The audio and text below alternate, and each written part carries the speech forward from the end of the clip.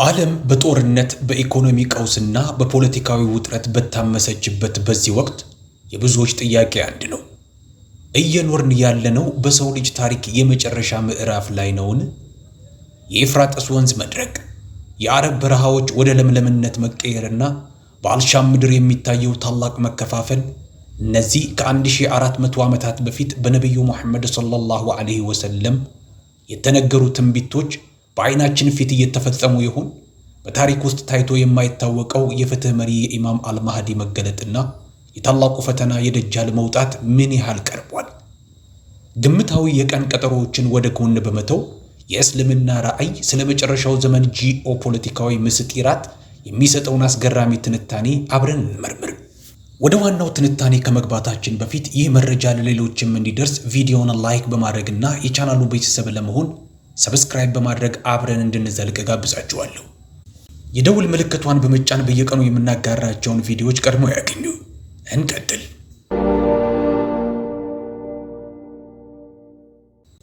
በዓለም አቀፍ አለመረጋጋት ወቅት ሰዎች ብዙ ጊዜ እንዲህ ብለው ይጠይቃሉ። የኢማም አልማህዲን መገለጥ ልናይ ነውን? የደጃልን መውጣት ለማየት እንኖር ይሆን? በእርግጥ የምንኖረው በሰው ልጅ ታሪክ የመጨረሻ ምዕራፍ ላይ ነውን? እነዚህ ጥያቄዎች በጦርነት፣ በኢኮኖሚ ቀውስ፣ በወረርሽኝ ወይም በፖለቲካዊ ውጥረት ወቅት ዓለም ባልተረጋጋች ቁጥር ይበልጥ ይጠነክራሉ። ስለ ወደፊቱ ጊዜ የሚሰማ የጭንቀት ስሜት አማኞች ራዕይ ስለ መጨረሻው ዘመን የተናገረውን በድጋሚ እንዲመለከቱ በተፈጥሮ ይገፋፋቸዋል። ወደፊት ስለሚመጣው ነገር ግልጽነት ከፈለግን ለሙስሊሞች ዋነኛው የመረጃ ምንጭ ቁርአንና የነቢዩ ሙሐመድ ሰለላሁ ዐለይሂ ወሰለም ትክክለኛ አስተምህሮቶች ናቸው።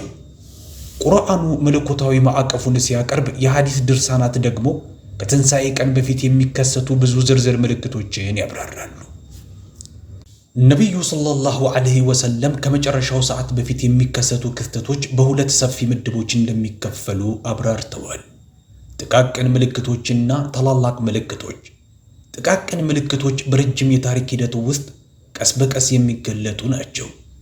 ታላላቅ ምልክቶች በበኩላቸው ከመጨረሻው መቃረብ ጋር ተያይዞ የሚከሰቱ አስገራሚና ያልተለመዱ ክስተቶች ናቸው። ክላሲካል ምሁራን በተለምዶ 10 ዋና ዋና ምልክቶችን ይዘረዝራሉ።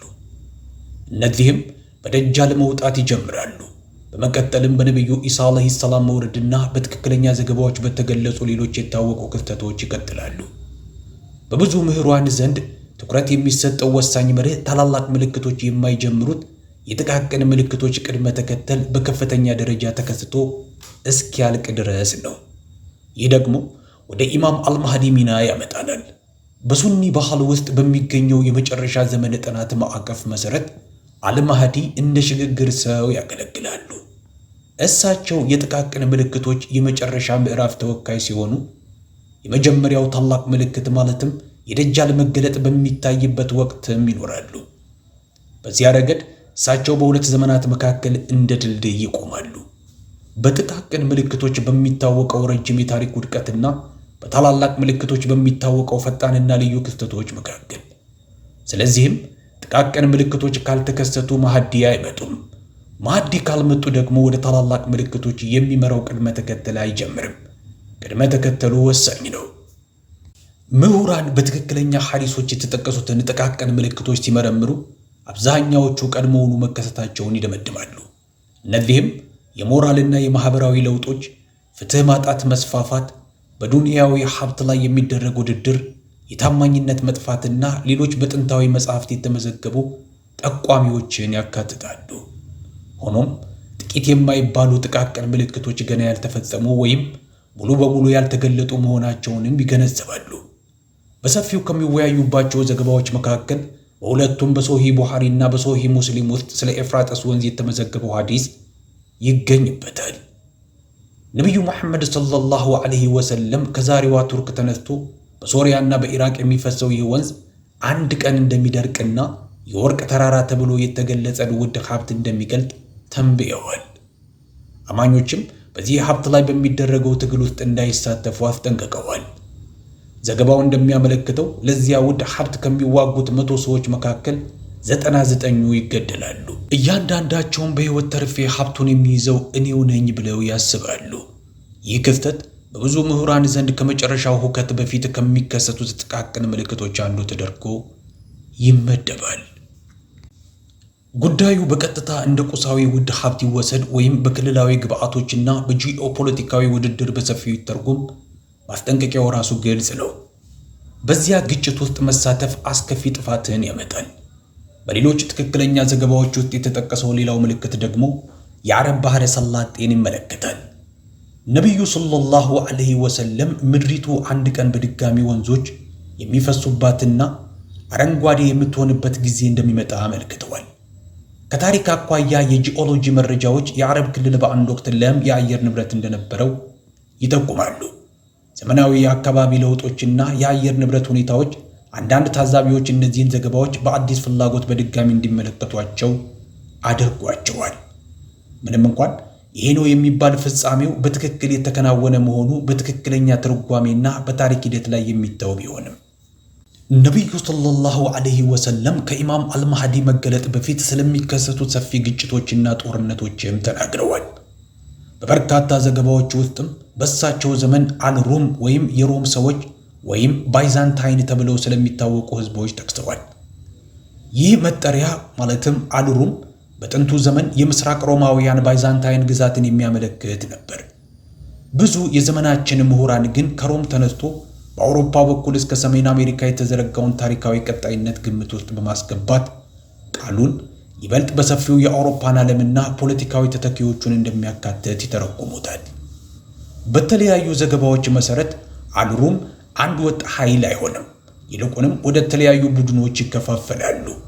አንዳንዶቹ ለሙስሊሞች ጠላት ሲሆኑ፣ ሌሎቹ ደግሞ ወደ ስምምነት ወይም ወደ አጋርነት ያዘነብላሉ። ይህ ውስጣዊ ክፍፍል ከታላላቅ የፍጻሜ ዘመን ክስተቶች በፊት የሚኖረውን ውስብስብ ጂኦፖለቲካዊ ገጽታ ይገነባል። ይህም የሚያሳየው ቀላል የሆነ የስልጣኔዎች ግጭትን ሳይሆን ተሰባበረና ተለዋዋጭ የሆነ ዓለም አቀፋዊ ስርዓትን ነው። እነዚህን ዘገባዎች በጋራ ስንመለከታቸው የእስልምና የፍጻሜ ዘመን ጥናት ግምታዊ የቀን ቀጠሮዎችን እንደማያበረታታ ግልጽ ይሆንልናል። ይልቁንም ለሥነ ምግባራዊ ንቃትና ለዝግጁነት ማዕቀፍን ይሰጣል። ምልክቶቹ እንዲሁ መተንበያ ጠቋሚዎች ብቻ አይደሉም፣ የሥነ ምግባር ማስታወሻዎችም ናቸው። መንፈሳዊ ፈተናዎችን፣ ፖለቲካዊ ውጥረቶችንና በዓለም አቀፍ የኃይል መዋቅሮች ላይ የሚመጡ ጥልቅ ለውጦችን ይጠቁማሉ። ታዲያ የምንኖረው በመጨረሻው ዘመን ላይ ነውን? ከሃይማኖታዊ እይታ አንጻር ከነቢዩ ሰለላሁ ዐለይሂ ወሰለም በኋላ የነበረው እያንዳንዱ ትውልድ በሰፊው የመጨረሻ ዘመን ውስጥ ኖሯል። ምክንያቱም እሳቸው የራሳቸውን መላክ ከመጨረሻው ሰዓት ጋር በጣም የቀረበ እንደሆነ ገልጸውታል። ሆኖም መቃረብ ማለት አሁኑኑ መሆን ማለት አይደለም።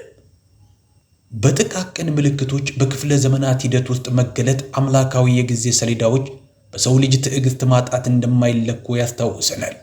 በመጨረሻም ስለ ትክክለኛው ጊዜ እርግጠኝነት የለንም። የሰዓቲቱ ዕውቀት አላህ ዘንድ ብቻ ነው። ራእይ የሚሰጠን የቀን መቁጠሪያን ሳይሆን መመሪያን ነው።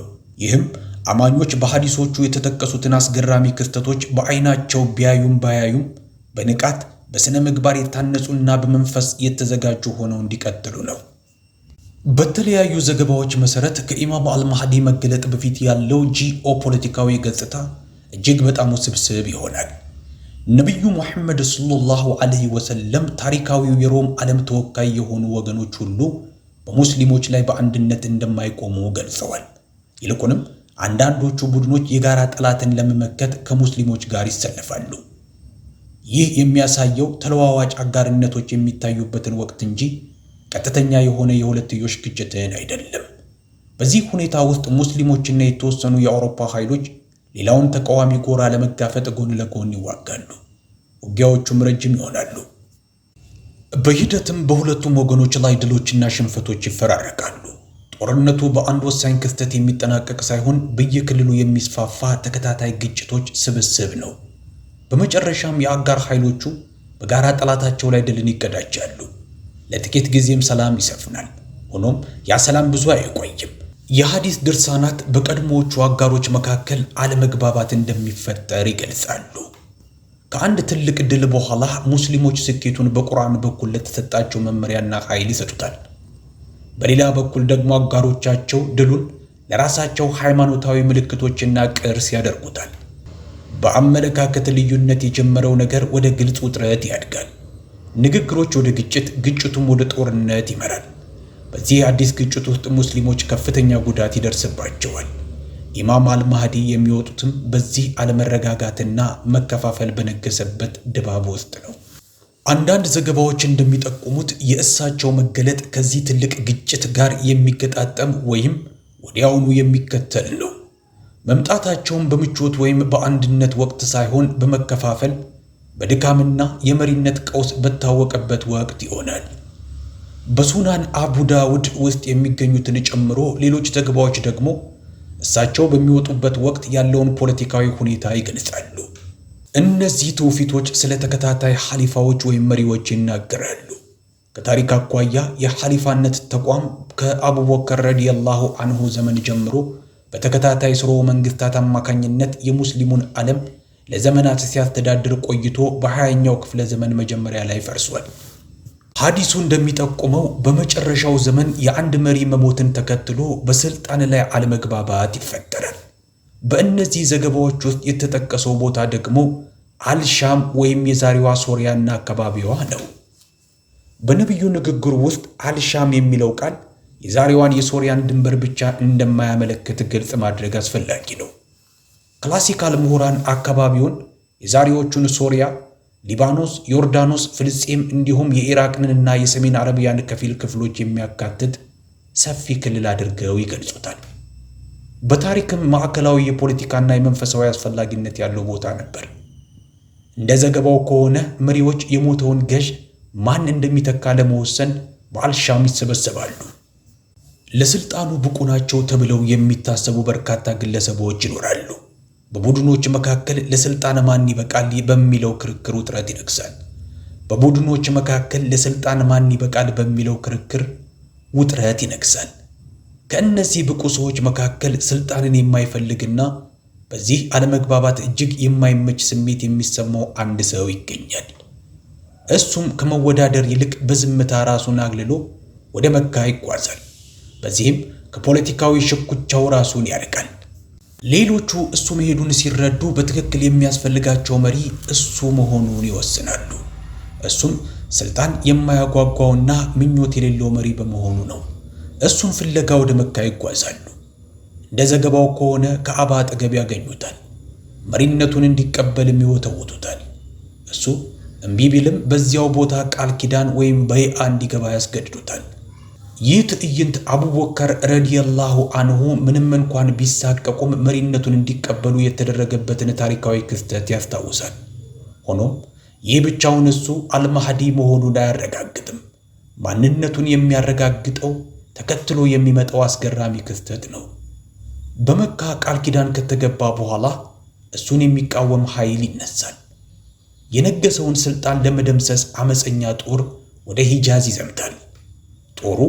ጦሩ በመካና በመዲና መካከል አልበይዳ ተብሎ በሚታወቅ ሜዳ ላይ ሲደርስ ምድር ተከፍታ ጦሩን ትውጣለች። መላው ኃይል በድንገትና በማያሻማ ሁኔታ ይደመሰሳል። ይህ አስደናቂ ክስተት በካዕባ ዘንድ ቃል ኪዳን የተገባለት ሰው በእርግጥም ኢማም አልማህዲ መሆኑን የሚያረጋግጥ መለኮታዊ ምልክት ይሆናል። አንዴ ከተረጋገጠ በኋላ ዋና ተግባራቸው ግዛት ማስፋፋት ሳይሆን አንድነትን መፍጠር ነው። በዚያን ጊዜ የሙስሊሙ ዓለም የተበታተነና የደከመ ይሆናል። የመጀመሪያ ኃላፊነታቸው የተከፋፈሉ ማህበረሰቦችን በአንድ አመራር ስር በመሰብሰብ የውስጥ ጉዳዮችን ማረጋጋት ይሆናል። አንድነትን ካረጋገጡ በኋላ ብቻ ነው ከሙስሊም ምድር ባሻገር ወደሚከሰተው ሰፊ ጂኦፖለቲካዊ ግጭት የሚገቡት።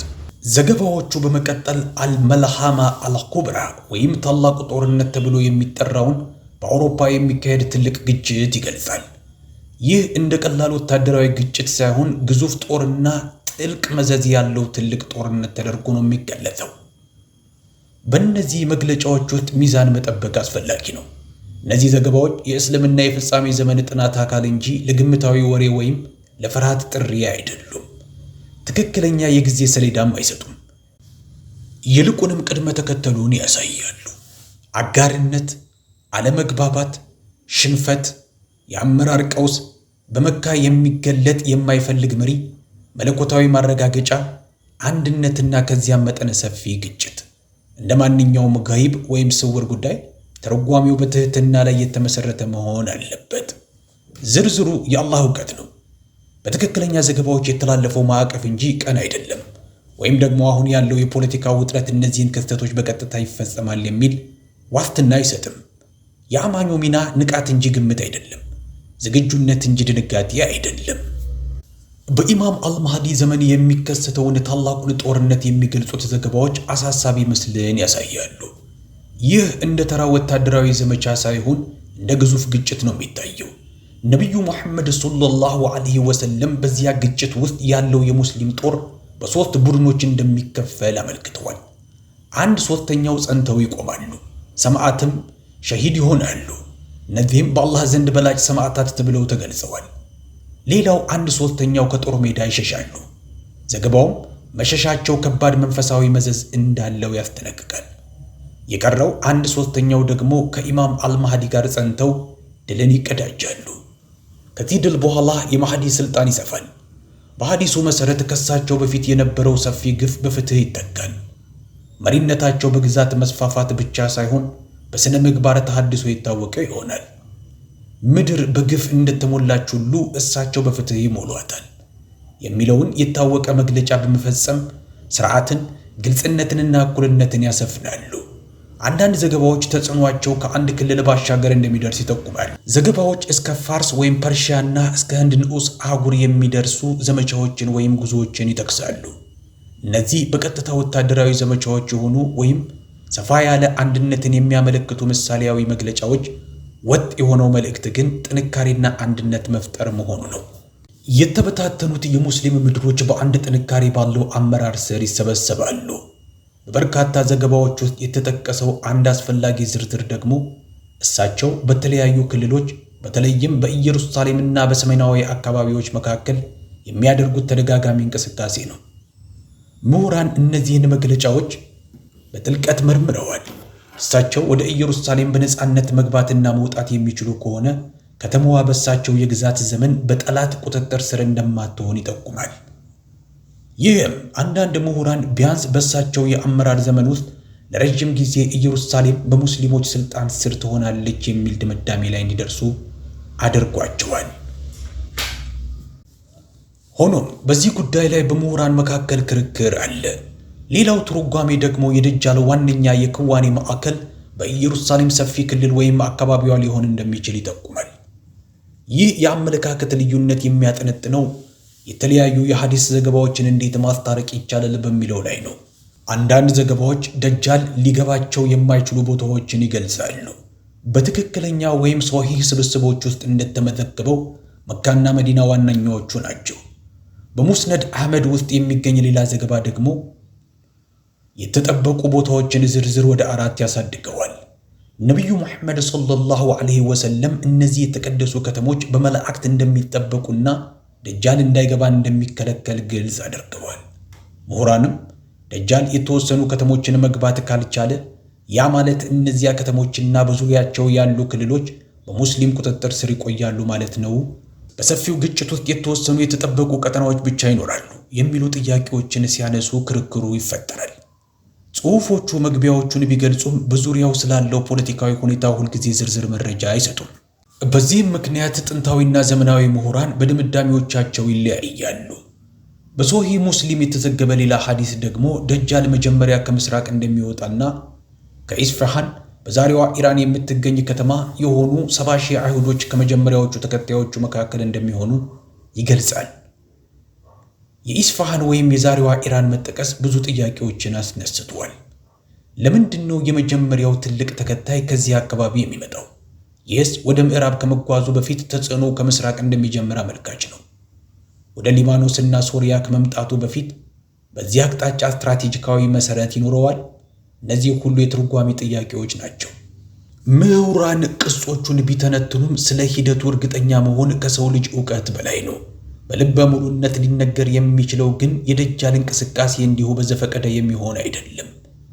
መውጣቱም ቅድመ ተከተልን ይከተላል።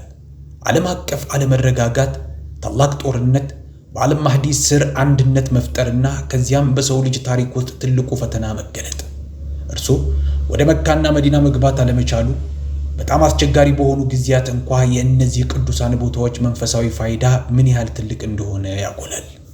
በተለይ ስለ ኢየሩሳሌም ሁኔታ ሲያስቡ ብዙ አማኞች በሱረቱል አልኢስራ ውስጥ ያለውን የቁርአን እይታ ይመለከታሉ። አላህ ስለ እስራኤል ልጆችና ስለ ቅድስቲቱ ምድር የጥፋት ታሪክና ውጤቶቹን ይተርካል። አንቀጾቹ የጥፋትና የቅጣት ውደቶችን ይገልጻሉ። ጥፋቱ የተወሰነ ደረጃ ላይ ሲደርስ አላህ ቀደም ብለው እንደገቡት ሁሉ በድጋሚ ወደ ቅዱሱ ስፍራ የሚገቡ ባሮቹን እንደሚልክ ይገልጻል። ይህ ቅጽ የሚያሳየው ታሪክ በዑደት እንደሚራመድ ነው። መነሳት፣ መበላሸት፣ መዘዝ እና ከዚያም በድጋሚ መታደስ።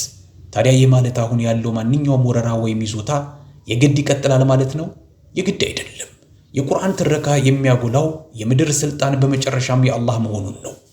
የኃያልነት ጊዜያት ሊከሰቱ ይችላሉ፣ ነገር ግን እነሱ መቼም ፍጹም ወይም ዘላቂ አይደሉም። ለውጥ የሚመጣው አምላካዊ ውሳኔ ጣልቃ ሲገባ እንጂ የሰው ልጅ ስሌት ሲተነብይ ብቻ እንዳልሆነ ጽሑፉ ይጠቁማል። ስለዚህ ብዙ ሊሆኑ የሚችሉ ሁኔታዎች አሉ። ማህዲ ከመገለጣቸው በፊት የተወሰኑ ፖለቲካዊ እውነታዎች ሙሉ በሙሉ ሊፈጸሙ ይችላሉ፣ ወይም ደግሞ የእሳቸው መገለጥ እነዚያን እውነታዎች ሊያቋርጥ ወይም ሊቀለብስ ይችላል። ዘገባዎቹ በደቂቃ የተለካ ጊዜ ሰሌዳ አይሰጡም። ይልቁንም ደረጃዎቹን ያሳያሉ። ግጭት፣ አመራር፣ ቀውስ፣ አንድነት፣ ፍትህና በመጨረሻም የደጃል ፈተና።